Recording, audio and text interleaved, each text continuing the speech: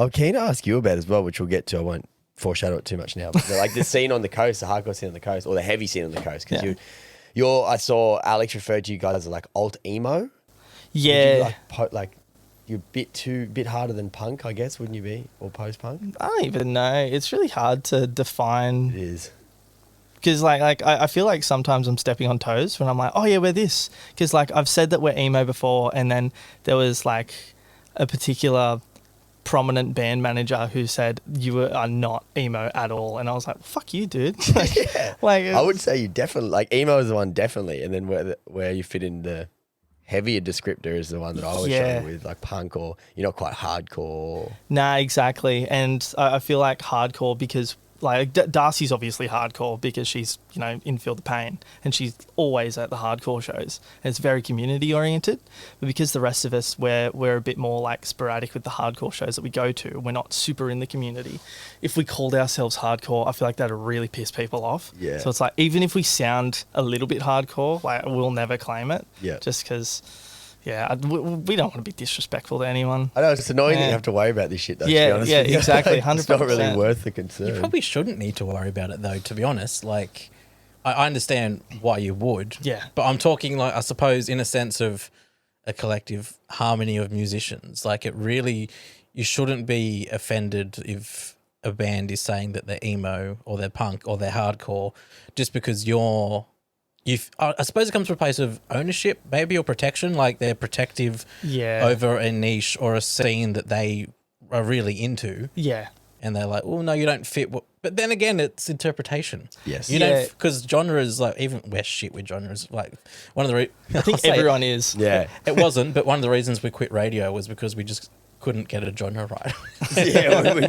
we lost our authority. We're just constantly like, I don't know what to call these guys. Like, we're just making up genres at one point. 100%. Because it feels like it's gotten that way. Yeah, with exactly. genres. Like, and everything is derivative of fused with a couple of different flavors. Everything's flexible. Yeah. You can, even with your album, you're not just locked into one genre. You're bending and shaping throughout genres too. Like, even if there's a core element that stays, there might be a little, I don't know, like Western here and pop here and hardcore here. Like, you're balancing different subgenres at the same time. Exactly. I don't know. Yeah, and subgenres, that's the thing that I think fucks everything, because it's like, we're like you end up, if you really want to be accurate with what anything sounds like, you need to have like, it's alt/this/this/this/this/this. And it's like, no one fucking wants to say that. Yeah. Last night I was cleaning my bathroom and my partner was playing I think 70s, 80s music, but she was playing a playlist that was a lot of music from that era, and I was noting as each song was ticking by how, and maybe this will offend somebody, but back in those days it felt like, there was a box that people fit in, or maybe there was just less variety of genres because that type of experimentation hadn't happened yet. Yeah.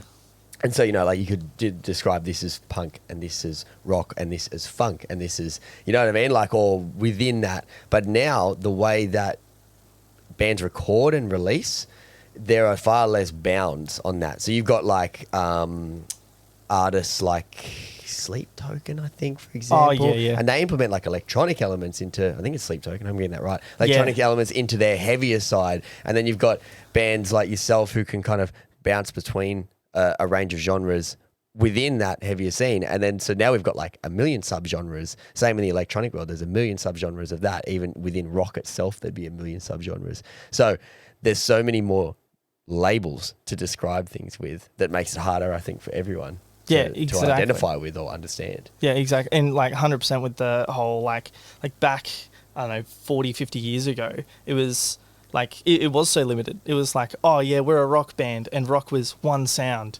And then it just as it's gone on, it's just been like, we want to be different. Okay, well, let's do rock and country. Oh, that's crazy, new genre. And then it's like, okay, we're going to do country rock and fuse it with a bit of pop, and then another genre, and then it's just everything becomes derivative of everything, and now it's just a wash. It's just like, it's kind of like when you're trying to pick a color, and then instead of it giving you like red, green, blue, it gives you that fucking spectrum, and then you gotta like, okay, which fucking yellow do I want? Do I want 1331 or 1332? It's just fucking nuts. Yeah, that's right.